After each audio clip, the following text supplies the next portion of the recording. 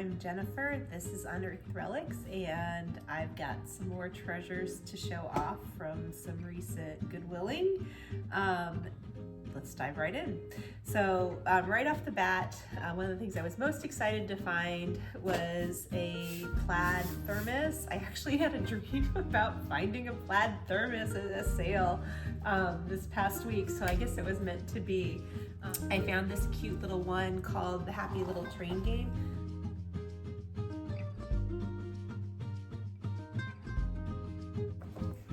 Keeping with the train theme, this actually somebody else gave to me from their cart, so I was commenting on how cool that was, and he didn't think that it was an item that was likely to sell for the type of selling that he does, but I just think it looks so cool. This checkerboard, game board, it also is a little bit rough. But I love the bright yellow color and the colors on it in general, so I think that was a good find.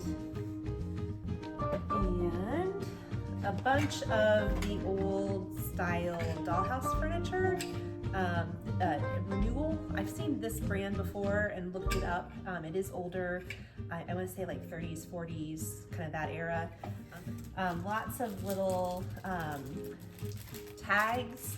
So miniature tags I think will be good as like journal charms. And these I actually thought, so this one is warped. I don't think that it's necessarily playable. I love the fact that this one was Desi Arnaz, so from I Love Lucy, probably before his I Love Lucy days. In any case, I thought these would be kind of cool as journal covers with pockets that you can stick down into.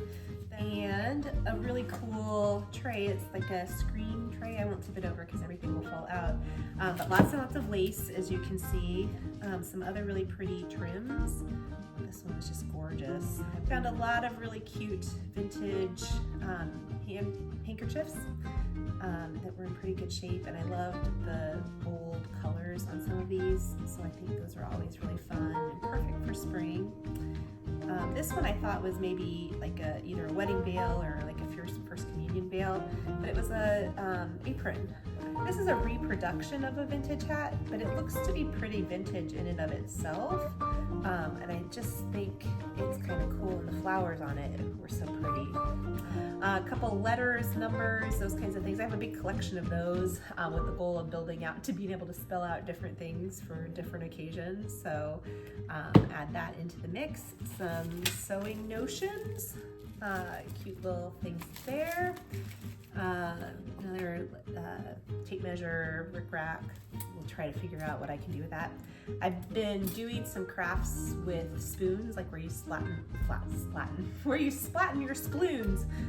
You flatten the spoons and then you stamp onto them with a metal stamp.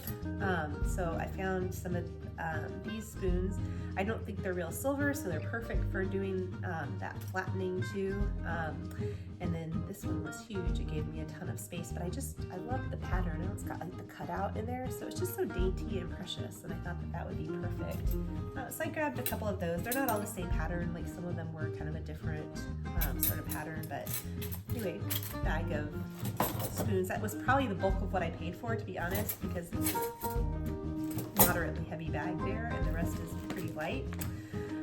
How I found this, I've seen these before. I actually have a couple of them. It's 1971, so it's more than 50 years old. But I just think the floral patterns on that is really pretty, and it looks very fancy. A couple cute little storybooks. They're really, really rough. This one's dedicated from 1962.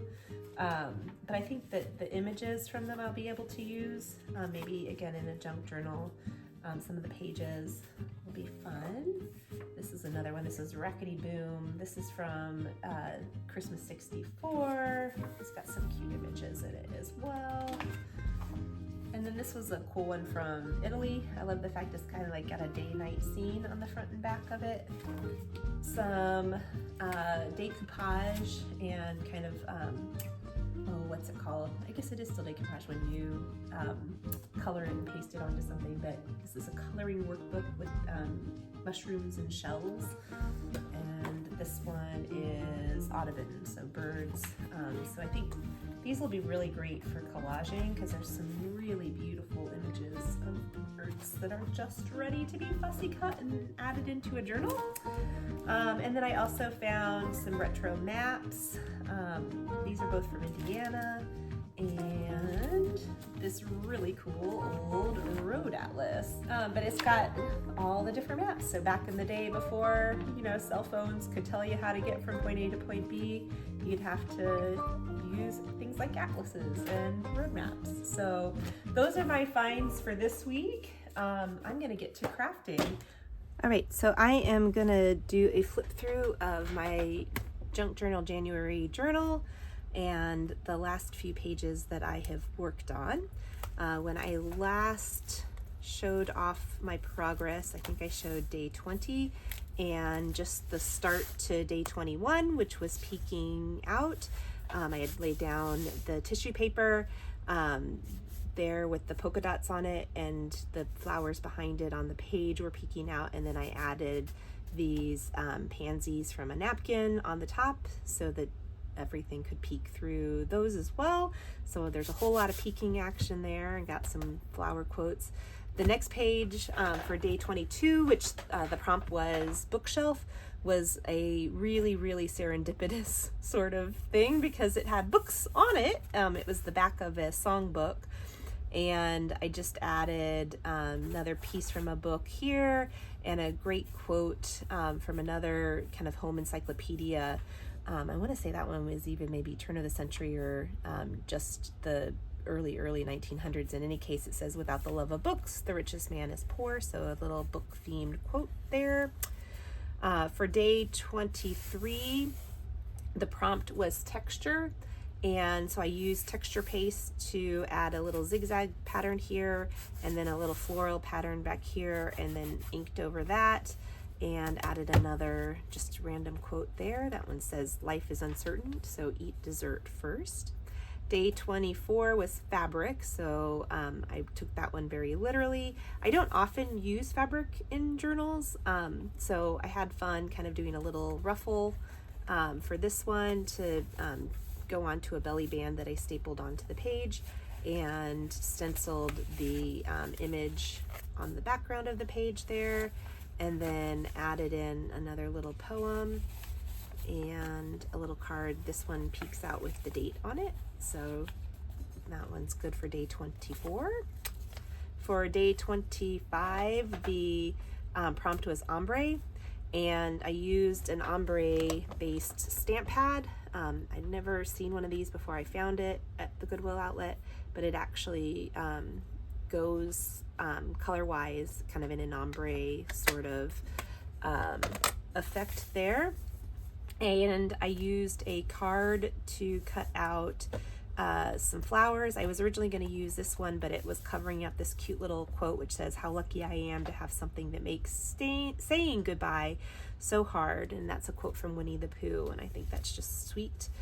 So I added a little piece from the card this came off of just as a tuck-in, and another little page that you could absolutely stencil on, or not stencil on, rather I did stencil on it because I had that kind of in the back as I was stenciling, but you could journal on rather. And then just a cute little tulip there on top of some other stuff, and a bingo card tucked in, so a lot of little good tucks in there. For day 26, the prompt was translucent, and I found a piece of scrapbooking paper that had kind of a fun translucent sort of element to it, including some florals with some butterflies. And then I did use that cutout that I had planned to use here. It tied in really well here, probably even better, to be honest. And I also recognized the fact that I had gotten the dates wrong. I was kind of a day ahead. So I went back and just stamped onto a piece of paper and replaced over the one that was there previously that was the wrong one. So I just figured I'd be all official, and then added another little butterfly up there that I cut off another image. This page really isn't a page, so I was kind of having fun playing with that ombre sort of pattern again, or ombre ink here, and the fact that this is an eye chart, the quote that I ended up finding, I was so excited about this. It really wasn't even intentional. I was planning to use a quote on the back, which is the, I think Edison quote about 99% or 10% inspiration, 90% perspiration, or whatever. And I was, after searching through a bucket of quotes, that's the one I picked out. But I was getting ready to glue it down. I noted that this one had the word eyes in it. So it says, instead of seeking new landscapes, develop new eyes. And I love the fact that that's laying over an eye chart, or a piece of an eye chart rather. And all the color kind of ties in with day 27, and the theme for that was lyrics. So I found lyrics from a song here, and I forget the name of the song. It was not one that I was familiar with, kind of an obscure older songbook, but it was about couples. And so this is a quote about a wife, and this one is another one of kind of referencing husbands and wives, and basically saying that women are in charge. So I kind of like the theme of that one a little bit. But anyway, that one turned out to be a pretty fun spread there. And then an actual old postcard. I always feel bad gluing them down, but I feel better about it when it's going kind of into a really fun, cool page like that. For day 28, the theme was grungy, and I took that to heart and made a giant mess. So both of these are page 28, essentially, because I kind of like the idea of black on white and then white on black. Used a jelly plate to do kind of a stenciled pattern in the back, and then did some more over the top of it. I went probably a little bit over the top, but I liked how it ended up, and it was definitely messy, to be sure. This one has a really cool picture of a lady kind of peeking through a fence here. And this was a set of pictures that I picked up from the Goodwill Outlet on the same date. And there's more kind of tucked in here, but it's a woman. I'm guessing that's maybe a grandmother, or maybe her mother. In any case, I figured I would keep all of these pictures kind of together. Excuse me, I have been really, really sick this week, which is why I had so many pages to try to catch up on. The other thing I really love about this is that it has the quote, "A fair face may fade, but a beautiful soul lasts forever." And the pictures themselves, in addition to being really grungy, were kind of faded. So I thought that was a great quote. In any case, excuse me, I just have 3 days to go. So be sure to come back and see how the journal finishes. Thanks for watching today.